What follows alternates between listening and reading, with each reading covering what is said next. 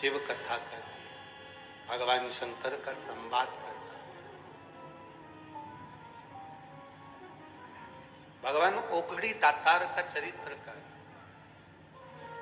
थोड़ा कष्ट जिंदगी में आता है पर हमें संभलने का मौका देता है। एक बड़ी सुंदर कथा आती है। एक बार भगवान नारायण लक्ष्मी जी के नजदीक में विराजमान थे। लक्ष्मी जी चरण दबा रही थी और भगवान विष्णु विश्राम कर रहे हैं। बहुत सारी बातें भगवान नारायण ने लक्ष्मी जी से कही। महालक्ष्मी शिव महापुराण की कथा है, थोड़ा ध्यान देना। बहुत सारी बातें भगवान नारायण लक्ष्मी जी से कह रहे थे। अब लक्ष्मी जी का ध्यान कहीं और लगा हुआ था। कई लोग कथा में आकर बैठते जरूर हैं, पर ध्यान अगर कहीं दूसरी जगह लगा है तो उसका फल नहीं मिलता। फल की प्राप्ति तब है जब आपका शरीर कथा में है तो मन भी कथा में होना चाहिए। अब नारायण कुछ कह रहे हैं, लक्ष्मी जी का ध्यान नहीं। लक्ष्मी जी का चित्त कहीं लगा हुआ था, कहीं अन्य जगह पर कहीं मन लगा हुआ। हम सीहोर अगर कोई आता है, कुबेरेश्वर धाम अगर कोई आता है तो हम उनसे कहते हैं, देखो कुबेरेश्वर धाम का मंदिर का निर्माण चालू है, धर्मशाला का निर्माण चालू है, गौशाला का निर्माण चालू है। वहां इतनी व्यवस्थाएं अभी नहीं है। आप अगर वीआईपी व्यवस्था देखने के लिए अगर आ रहे हो कि हमको वहां पर रुकने की व्यवस्था वीआईपी हो, भोजन व्यवस्था वीआईपी हो, तो हम उनसे कहते हैं कुबेरेश्वर धाम मत आओ। अगर आप कुबेरेश्वर धाम आए हो तो तुम्हारा सबसे मूल मन कंकर शंकर में होना चाहिए। और कंकर शंकर की जब पूजन करो तो तुम दिल लगाकर करना, तो बाबा वापिस जाओगे तो बैग खोलने नहीं देगा, उस बैग को लेकर वापिस बुला लेगा। ये शिव है। अगर मन लगाकर नहीं बैठे हो, मन लगाकर स्मरण नहीं कर रहे, मन लगाकर कथा का रसतत्व ग्रहण नहीं कर रहा है, तो फिर उसका सुख नहीं है, कुछ उसका कोई फल नहीं है। हृदय रखकर अगर कथा का लाभ ले रहे हो तो आपको उसका फल मिलेगा। वो खाली नहीं जाता। शिव अगर पकड़े तो मन से पकड़ो। आप अगर एक लोटा जल शंकर भगवान को चढ़ाने जा रहे हो तो दिल से जाना, दिखावे से मत जाना। अगर किसी के दिखावे से जा रहे हो, 2-3 महीना चले गए, 2 महीना चले गए, 1.5 महीना चले गए, दिखावे से पहुंच गए, उसका कोई लाभ नहीं है। लाभ कब मिलेगा? जब आप उसका दरवाजा ना छोड़ो। शिव का कृपा इसी को कहते हैं।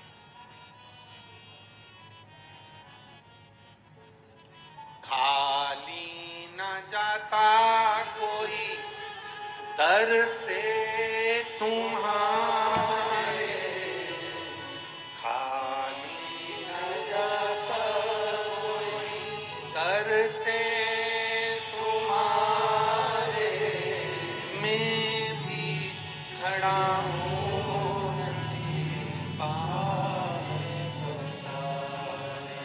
अपने गए से लगा लो कि राजा उठा लो। आप जब मन लगा लिए, आप जब दिल लगा लिए देवाधिदेव महादेव से, हम जितने लोग कुबेरेश्वर आते हैं हम उनसे कहते हैं, आपका मन नहीं होना तो कुबेरेश्वर धाम बिल्कुल मत आओ। आपका दिल नहीं होना तो कुबेर भंडारी के दरवाजे पर बिल्कुल मत आओ। आपका अगर दिल है, मन है, तो कुबेरेश्वर धाम जरूर आओ, कंकर शंकर जरूर। उसका फल मिलता भाव से, उससे जो कहा जाए, दिल से जो कहते हैं वो श्रवण। आप आए जरूर हो शिव महापुराण की कथा में, पर मेरा बाबा तुमको क्या देकर भेजेगा ये तो तुमको मालूम पड़ेगा बाद में कि बाबा ने क्या दिया तो देगा। भगवान नारायण लक्ष्मी जी से बात कर रहे हैं और लक्ष्मी जी अपने चित्त को नहीं लगा पा, अपने मन से कथा नहीं सुन रही, अपने मन से कोई बात संवाद लक्ष्मी जी नहीं कर रही। लक्ष्मी जी का ध्यान बटा हुआ है और लक्ष्मी जी का ध्यान कहीं और। भगवान नारायण ने जब लक्ष्मी जी से एक प्रश्न किया, उस प्रश्न का उत्तर माता लक्ष्मी जी ने नहीं दिया, तब नारायण ने अपने नेत्र खोले, खोल कर देखा कि लक्ष्मी जी एक बैकुंठ में एक अश्व आया है, बैकुंठ में एक घोड़ा आया है, उस अश्व को, उस घोड़े को माता लक्ष्मी जी देख रही। मन नारायण भगवान के प्रश्न पर नहीं था, बात पर नहीं था, उनका ध्यान एक घोड़े पर था, एक अश्व पर था। कथा में आओ तो एक लक्ष्य लेकर आओ, मुझे कथा सुनना है, आगे बैठूं पीछे बैठूं कहां बैठूं, ये लक्ष्य लेकर आना मेरा भोले बाबा। जहां बिठा देगा वहां बैठकर कथा सुन लूंगी और बाबा का आशीर्वाद लेकर। वो जहां बिठाए वहां बैठो। हम लोग आज भजन में गाते हैं, अरे जाई विधि राखे राम ताई विधि रही है, और सीताराम सीताराम सीताराम,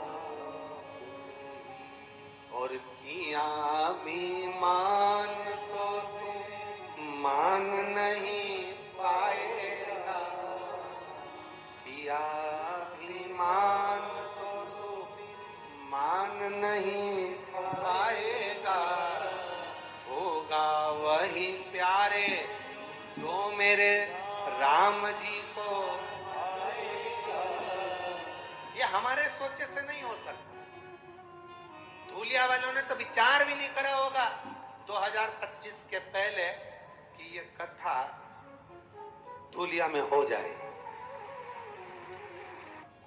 आपने जिंदगी में कितना भी धन कमाया हो, आपकी कितनी भी फैक्ट्रियां चल रही हो, आपने कितनी बड़ी भी शादी करी हो, आपने कितने बड़े बड़े फंक्शन करे हो, पर जो कार्तिक के महीने में आज आपने ये संपूर्ण धूलिया वासियों को जो दिया है, शिव पुराण का ये गिफ्ट जो दिया है, ये साधारण है। ये जो कल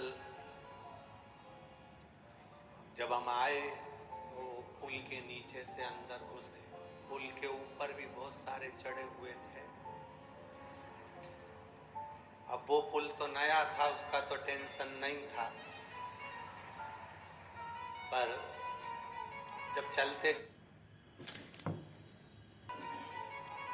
चलते वहां से आगे बढ़कर एक बीच में पुल आया, दो पुल थे, इधर वाला भी उधर वाला।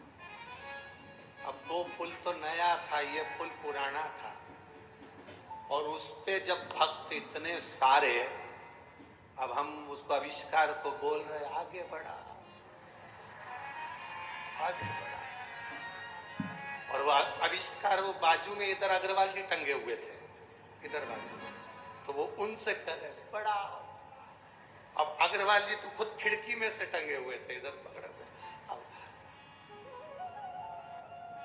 उन्होंने तीसरे से कहा आगे बढ़ाओ, तीसरे ने चौथे से कहा आगे बढ़ाओ, चौथे से पांचवें ने कहा आगे बढ़ाओ, और पांचवा व्यक्ति मालूम पड़ा बाजू में खड़ा था, अगले वाले पुल में, बाजू वाले। और वहीं पर सारे भक्त खड़े, हम भी बाबा से कह रहे बड़ी मुश्किल से फंसे, पुल में दम नहीं दिख रही है, पर धूलिया वालों में बहुत दम है। ध्यान रखना, अच्छे से देखना।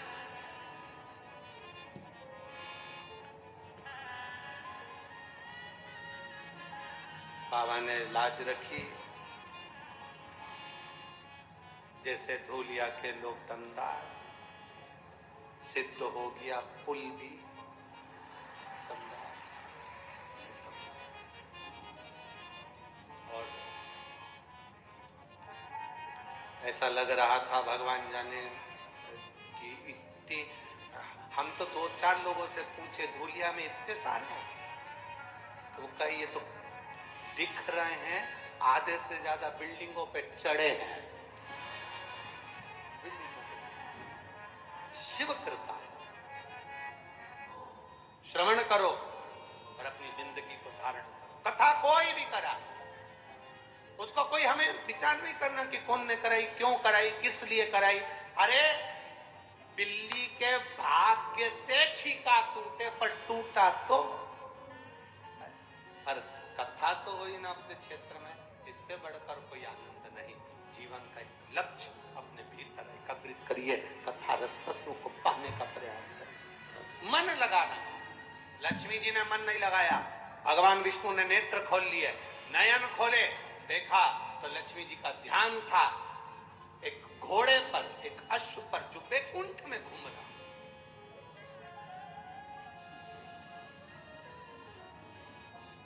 अच्छा, एक जगह पर यह कथा कही कि लक्ष्मी जी घोड़े को देख रही थी बैकुंठ में, तो किसी ने पत्र लिखकर भेज दिया कि बैकुंठ में घोड़ा क्या कर रहा था।